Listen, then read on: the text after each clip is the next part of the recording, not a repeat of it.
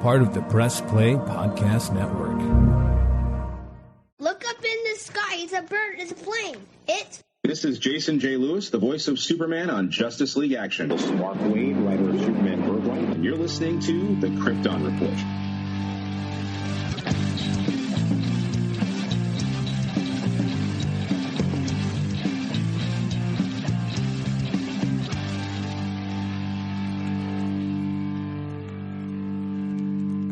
Welcome to the Krypton Report podcast. I'm your host, Tyler, the Superman of Blue, the Man of Tomorrow. And in today's episode, we're going to look at a couple of different things for a couple of different reasons. First of all, we're looking at Superman and correlation with dogs as we get ready to celebrate DC Super Pets and look at Crypto, the Superpup. The other thing is we're looking at 2 unaired pilots for Super Project. And that ties in one with my watch of the summer of watching Superboy. And the other it ties into is the fact that I had recently watched the Superman serials, Superman the Mole Man, which is the start of the George Reeves era. And these two that we're talking about today represent the post-end of George Reeves era. And what we're talking about is the pilot for Superpup and the pilot for The Adventures of Superboy. Now, George Reeves died in 1959. And what's interesting is he hadn't signed on to do more The Adventures of Superman. And so finding Superpup is dated at 1958. But it was filmed at the end of 57 after that season of The Adventures of Superman had finished filming, is what it says. Now, there's not a whole lot to find on Superpup. And for anyone who's like, what is Superpup? There's little tiny clips on YouTube, but the biggest thing to look for is the Look Up in the Sky Superman documentary that used to be on DC Universe that I don't know if it's on HBO Max. That has a little bit in it just to give you a sense of what the show was. But also, and God bless it, the Blu-ray box set of the Superman films. This being Superman the Movie, Superman the Movie Deluxe Edition, Superman 2, Superman 2 the Richard Donner, Superman 3, Superman 4, and Superman Returns. And then the last disc is all bonus. Has so much wonderful bonus material to mine. It's amazing. We could do a whole podcast on that box set of just digging into what it has to offer. From all the Fleischer studio cartoons, the Looney Tunes that has Bugs and Daffy being Superman, a couple of documentaries, a couple commentaries, the Look Up in the Sky documentary, but it also has the pilot for Superpup. And then, of course, Superman and the Mole Man as a film, which is what I watched, compared to that it's actually attached to the first season, broken up into the 2 episodes as it was shown on television as part of the Adventures of Superman TV series. Now, I do find it interesting how much the title Adventures of Superman or Superboy is used when the Superman comic didn't really use that. Also, the second project we're looking at is the Adventures of Superman pilot, or Superboy pilot from 1961, starring Johnny Rockwell. Now, I have heard that the Smallville Complete Series box set released it as a special feature, which I need to dig into, honestly. I found it online years ago. It has poor quality, but it's something to keep because it is an interesting look into what could have been. Now we're going to go one by one and talk about these pilots, what could have been a lost era of the Super series, the world, and you'll get my feedback. So, are you ready to take a venture into Superpup? The Adventures of Superpup utilized the sets from the George Reeves series. Now, there's not a lot known, so I'm just going to read you the things that are on IMDb trivia because there's not a lot. The pilot was filmed in November of 1957, 1 week after the final episode of Adventures of Superman 1952 had wrapped. and it utilized several of the same sets and the same crew. This short was actually a pilot for a proposed series. It was created in an effort by the network to salvage adventures of Superman after the deaths of star George Reeves. The characters were all animal parodies of those from the series starring little people in large masks. The series was never picked up, and this short was never broadcast, for good reason. The budget of this pilot was between $25,000 and $30,000, half the budget of Superman. Interesting. Also, I didn't do the math to put that into what modern day dollars. Instead of dubbing in the voices, the actors who provided the characters were seated off camera, reciting the dialogue as it was filmed. The dog masks were constructed of fiberglass and weighed 2 to 3 pounds. The filmmakers intended to construct puppets of the characters that could articulate dialogue in close-ups, but the budget didn't allow for it, though they planned to make the puppets if the pilot was picked up as a series. Superpup's identity, get ready for this, is Bark Bent. Of Clark Kent, Bark Bent. And the other big thing is they worked for the Daily Bugle. This is pre-Spider-Man.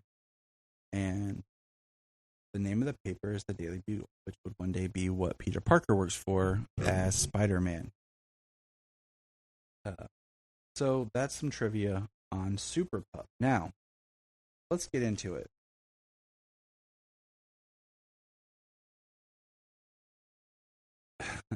Okay.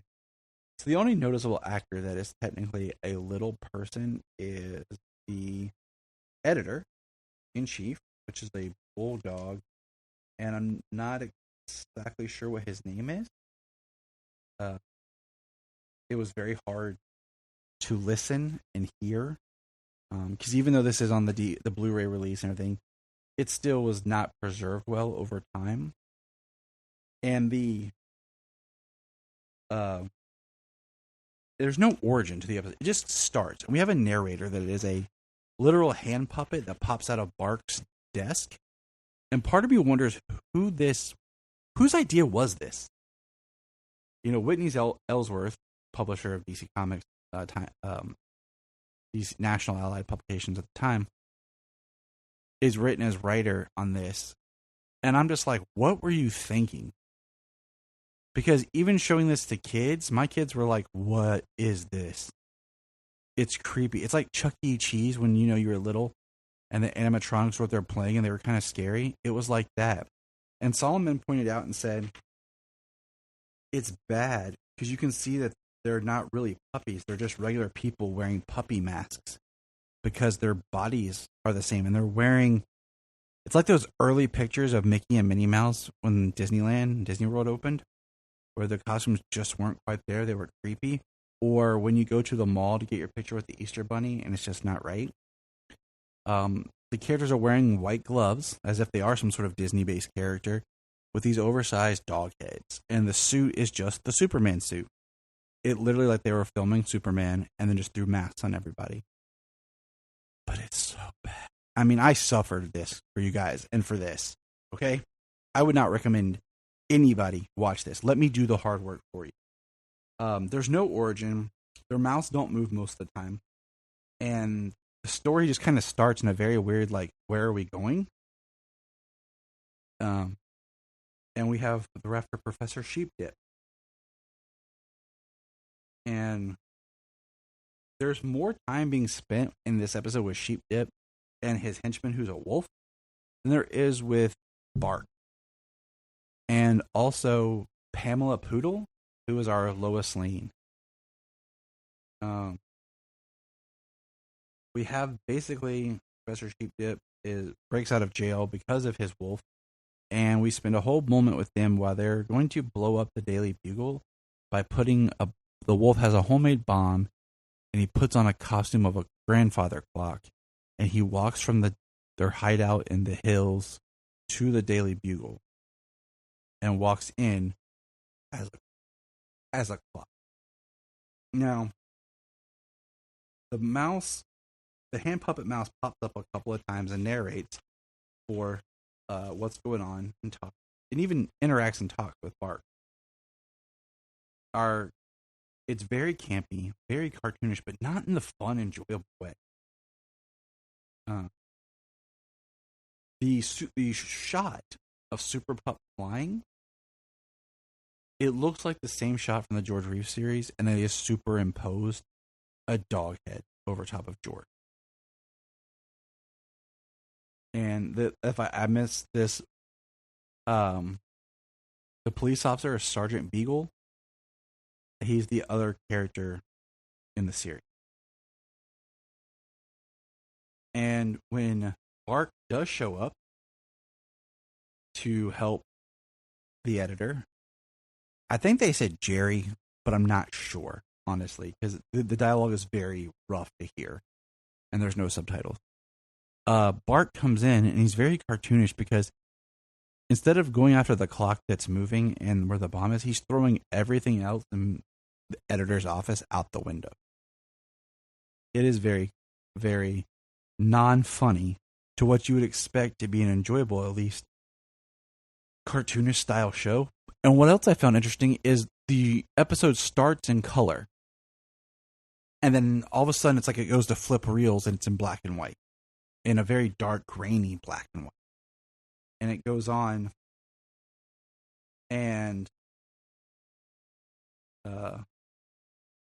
they convince Pamela to go out, and she goes out to the desert to check on something, and she sees a rocket, and then the next thing you know, she's surrounded by the Professor Sheepdip and the wolf who Bart picked up in the clock and flew out and just dropped off in the hill desert area. And now she is strapped to the rocket, and Superpup goes after her. There is a couple of tongue-in-cheek references when the mouse even says, "Look, they changed cars," because Professor Sheepdip and the wolf change cars to get away. There is, and then of course, the rocket that Superpup saved Pamela Poodle from, he does turn around and send back after Professor Sheepdip and causes their car to blow. Then back at the office, there's, tongue-in-cheek references and conversation between Pamela Poodle and Bark, where she says, "Good thing Superpup saved the day." He's like, "Yeah, I did." She's like, "What? You're not Superpup." Oh. And it's trying to be funny and like the show, but it is horrible. I do not recommend anybody ever watch this unless you really need to see it for yourself to believe it. I would just say watch the documentary. It does not surprise me at all why this did not get picked up. It's pretty obvious. It's bad. It ends, and it doesn't even really feel like you watched an episode of anything. The beats are off. The playfulness is off. Even for that time, if you're familiar with television at that time. So that ends 1958. Like I said, that's what it's credited as. Superpup. Hey, we're going to press pause and hear a few words from our other podcasts on Press Play Podcast Network. Hello, Brooks here with the Books with Brooks monthly book club podcast. Here's how Books with Brooks works. We read one book a month, and then we talk about it. Classics like Stephen King's The Shining, debut novels like We Are the Brennans by Tracy Lang, and tons of other compelling, life-changing stories, one book and 1 month at a time. So come read along with us, and then listen in. If you want to keep Krypton from exploding, join our $1 a month Patreon. That's right, for $1 a month, you'll get extra special content that you don't get on the main show, like movie commentaries and whatever else comes out of our mouths. So check it out, patreon.com/Krypton Report. If you are like Tyler and James and can't get enough super talk, check out these other podcasts. Digging for Kryptonite, Supergirl Radio, The Last Sons of Krypton, the Superboy Legacy Podcast, All-Star Superfans, Superman the Animated Podcast, The Aspiring Kryptonians, Always Hold On to Smallville, Caped Wonder, The Geek of Steel, and Truth, Justice, and Hope podcast. This is Dan Jurgens, and if you want to have a good time, keep listening to the Krypton Report. So now let's jump over to 1961. We have The Adventures of Superboy with Johnny Rockwell. Now, like I said, I need to see if this is as a bonus feature on the Smallville box set, as I've heard.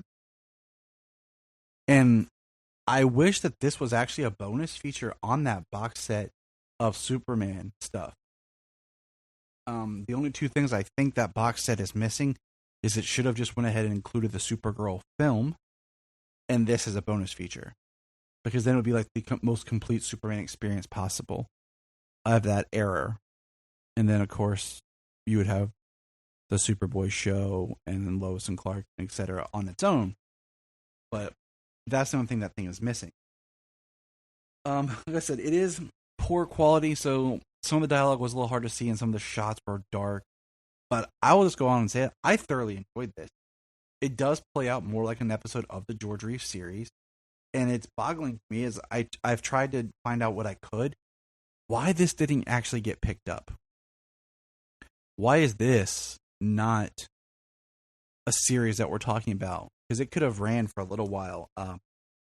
My friend Anthony quoted it as saying it felt like the George Reeves show is just set Smallville. And if you're trying to find a way to bring Superman, Superboy back after George's passing, I felt like this is the way to do it, where it feels similar enough, but yet has new characters and cast. So I'm not sure why this didn't get picked up, but I thoroughly enjoyed it. And I will now talk about it. Like I said, the quality is poor, and it starts with a narration. There are little clips of this on YouTube you can find. And the narration, does much like the George Reeves series of who he is, what he stands for, and Johnny Rockwell does do the poses, the super poses that we're accustomed to seeing and accustomed in the previous series. We start in Smallville, and before we get started, I'll jump on here and read you the IMDb trivia to this to kind of get some background on it. It's labeled as a 1961 TV movie for. I'm not sure if it ever aired. Johnny Rockwell starred as Superboy, Clark Kent, Bunny Henning, Lana Lang, Ross Elliott, Mr. Drake, Monty Margaret as Mrs. Kent, and then we had Robert B. Williams as Police Chief Parker, and that's our main cast as far as character. Now we have the villain, we have the theater manager, Shifty, Miss Gibson, Jake, Gunner, Birdie, that are all part of. Now, Whitney Ellsworth also did it, so I find that very interesting. He was part of Right This. Star Johnny Rockwell was dumbfounded when he received his Superman costume, which was gray and brown. He was told that since the pilot was being filmed in black and white, the gray and brown costume would read better on screen than the traditional red and blue outfit. Which is true because that's what they did the same for The Adventures of Superman and for Kirk Allen. The pilot was filmed after the death of George, who had already agreed to do another season of The Adventures of Superman. So that's what I find interesting is the timeline on everything. I said, what is 61? This pilot is an adaptation of the story The Saddest Boy in Smallville, which was published in issue 88 of Superboy comic, cover date April 1961. The story was written by Leo Dorfman and illustrated by George Papp. Although only the pilot was made, 12 additional episodes were written, screenplay for which are included in the book Superboy, Superpup, The Lost Pilot. Well, guess who's got a book to find out? So that's all the trivia I have. It doesn't have any kind of release information because it was, and it's kind of a shame. But we start in the classroom of Smallville High, where the class is being assigned about their father. You're talking about their father, and Lana and Clark are there, and they have a friend who I think is funny. His name is Jim Drake, and I do think it's funny because I'm all about names. So the fact that his name is Jim, and they call him Jim, or there might even be a Jimmy reference, and I'm like, you couldn't have found a better name, like, to go with these characters, like a new name, like, because when we hear Jimmy, we think Jimmy Olsen. There's no Pete Ross, so I thought that was interesting. They could have, but like I said, they could have just named him like Tim. Tim would have been great. But he's talking about how his father's just the doorman at the movie theater in Smallville. And Clark makes the line about my father works at a grocery store. Lana says my father is a teacher. And then Jimmy Drake here, points out that Clark's parents own the grocery store. And Lana's father is a professor, which is comic accurate, as Clark's parents at one time, the Kents, did own a grocery store. Now, we don't meet Jonathan in this, but we do meet Martha.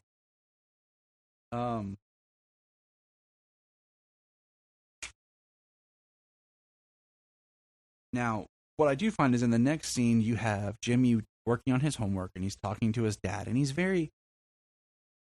I don't want to say he's negative towards his father, but he's talking to him, and his father's working on something. We don't know exactly what his father's working on, both of it. And he starts talking about his dad's job, and his dad gives a really great speech about not all people can be pilots or something like this, that life happens and you have responsibilities and you need to take care of your family, and you get a normal job. It doesn't matter, because you're there to take care of your kids and your family. And we know that Jim's mom passed away, and it's just him and his father. And he talks about he does what he does because it provides for them, and he's okay with it. And as a father myself, I remind myself at times, my kids think of me already as something else. I don't have to always be that to myself. As much as I struggle to want to be something more, do more, the bottom line is I need to make sure that they're taken, no matter what job. And it can be humbling. And I think it's a very great way of looking at things, because I feel like, and I could be wrong, but in the past, like, having a job was important and people respect each other. And now I feel like there's a lot of jobs that we look down on at people, but it's important that they have a job that provides. We learn that his father is doing art lessons and correspondence lessons through the mail, and wants to be an artist, a drawer. We find out that the movie theater in Smallville is having a hometown movie star, we never get a name, premiering their new Arab-styled themed film there in Smallville. And there's, for some reason, to promote it, there's $200,000 worth of diamonds in front of the theater, being guarded by 2 police officers. Now, we find out that the criminals in town are going to split the job $50,000 apiece, and the math doesn't work. There's only 3 of them. Unless there's a 4th hidden person we never meet. And they're going to knock over and get these diamonds. And one of them is going to be the decoy. We learned that 2 of them are known robbers, and they just have plastic surgery to cover up who they are so that they can't be identified. And the 3rd guy is going to be the distraction. So the 3rd guy gets dropped off at his house. There's a tip, and the police officer goes to investigate, and he starts shooting at the police officer. And we get the officer, Parker, pulls out his radio and starts radioing for Superboy. And now we cut to Clark and Lana sitting there doing their homework. This is where we meet Martha. And a light in the room starts flickering. And Lana's like, what is that? Clark's like, it must be a bad bulb or something. And then Martha kind of does something about it's time to, go, that they should be going. And Martha escorts Lana out. And Clark gets up, goes over to the bookcase, turns the bookcase, and goes into like a secret room. There's like a radio in there. And he's like, and he answers like, this is Superboy. And he finds out the situation. I thought that was cool. It's like very early. And I'll be honest, I'm not that familiar. I'm trying to get there in my comic reading with Superboy comics of that era, if that was something that was in the comics. I don't know. I'll be honest. And we see him change into his Superboy costume, and then he opens the thing and drops down underneath into like it looks like a cave. And like I said, it was hard to see. It was very dark, and the footage is very poor. And he goes down this cave and then goes into, and it looks like he runs through a deep tunnel and comes out in woods. Not sure how all that works geographically, and where the Kent's home is and all that. And like I said, it was hard to see, but I thought it was neat though. This is pre-Batman 66, so it made me think of like the Batcave, the tunnel, how the Batmobile comes out, the Bat phone, with the radio and stuff. So I found it all interesting. Superboy arrives and shows up, talks to the chief. He goes up to the house. The guy, of course, does the obligatory shoot Superboy man with bullets just because that's an awesome effect. And he takes him down. Now, meanwhile, they're robbing, at the same time, they're robbing the diamond. They gas it, and Mr. Drake gets a look at the two people who are stealing the diamonds. Superboy shows up, they get the radio call in, and he sits there, and Mr. Drake's talking, and Jimmy shows up for some reason. He's there, and Superboy's like, let's all go down to the police station. And this made me chuckle, because they're like, right, Superboy. And they all get in the car together and drive to the police station. Superboy in the car. That was fun. And they're looking at mugshots, and Jim talks to his dad like, hey, why don't you draw the... And he's they're like, yeah, go ahead. So Mr. Drake sketches people that he saw, and they want to put the other guy under a lie detector, and they're not able to do it or whatever. So Superboy is like, I got an idea, bring him out here. Meanwhile, he sends Jimmy to the basement to get some coal, and he talks about how coal and diamonds are related, and Superboy takes the coal and crushes it in his hand and makes some diamonds to replace visually the diamonds that were stolen, until they can actually get the real diamonds back to help out the theater. Now, Superboy, as they interrogate the third guy, Shifty, he listens and uses his hearing for the heartbeat and all that, as he asks him some specific questions to know that he was, in fact, part of this robbery, and it was all planned out together.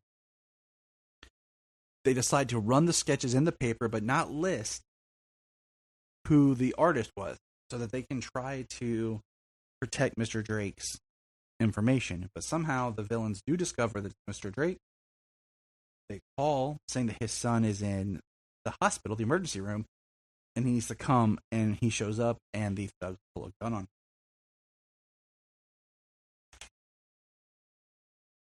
Now, while this is going on, Superboy is at home or at school taking an exam, and he's just kind of staring off into space, and we see he's using his supervision and x-ray vision to look through the walls and scanning, and sees them doing this to Mr. Drake. And he takes off, and we get a really cool shot of Superboy flying, much like in the George Reeves series, but then we also get a shot of him flying from the front. So it's like he's flying towards us, flying towards the camera, which I thought was really, really cool. And technically it was awesome. And I am starting, as of this recording, I have started my George Reeves The Adventures of Man watch. And I'm going to be going through the entire series. So this was cool to kind of see what would have been after, and technologically where the show goes. Because I know it starts in black and white and ends. But Superboy shows up. They capture them. They have Mr. Drake in the car, and Superboy shows up, lands right in front of the car, crushes the front of the car, saves Mr. Drake, gets the guys arrested, and the company, the insurance company, whatever, that had the diamonds, is so thankful that they're recovered. They want to offer a reward to Mr. Drake. They offer him a job in Metropolis, and they offer a full scholarship to Jimmy, which goes back to that speech where he talked about, a father's job of providing for their kids, and the father's job is to try to make sure that they're kids have it better and have more than what they had. And I think that's one of the hardest things about being a dad, is trying to pass on lessons to your kids, because you can tell your kids and they listen, but they don't understand. It doesn't connect. It's only through their growing and hardship, I think, that at times they connect with stuff. I struggle with that with my own kids. Solomon, especially because he thinks he knows everything. It is. The episode ends with Jimmy talking to his dad, Spades, as they're in the classroom, and Jimmy's talking about, he's giving his speech on who his dad is. You know, the one that he was afraid of because he didn't feel that his father's job was important. But now he not only talks about his father's job, but his father as a person. And I think it was a great message. And I honestly would have liked to have seen this go to series. I think I want to know why it didn't. And I really want to see. I would have liked to have seen more, because I really enjoyed Johnny Rockwell as Superboy Clark Kent. I think he did a good job. I think, you know, it was, you know, it's a pilot of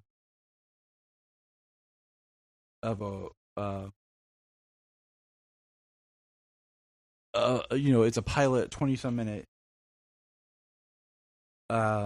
series, and so, you know, splitting between Clark, the other characters, and Superboy can be complicated, but I really like what he did, and I recommend, if you can find it, search for it. It's awesome. Or just send me a message. I have it in my Google Drive. I'll send you the link. No problem. So this wraps up kind of a chapter of what could have been in Super fandom, and it's a nice snapshot of the two pilots. I definitely take the Superboy show, and I wish it had been done, and I wish it was readily available for everyone to enjoy, much like how later we would get like the Aquaman pilot that you can find. Now we do have there's 3 more technically pilots. We've talked about the Wonder Woman pilot. We've barely, I don't think we ever really touched on the Aquaman pilot, and then the Justice League pilot. So those will be somewhere in the future, the Aquaman and the Justice League. So just remember, Look up in the sky. Yes, it's me, Sailor. We just want to say, if you've enjoyed this podcast, please check out other podcasts on the Press Play Podcast Network. Remember to check out Krypton Report on all social media platforms. Go to linktree.com/Krypton Report. You find all of our information right there.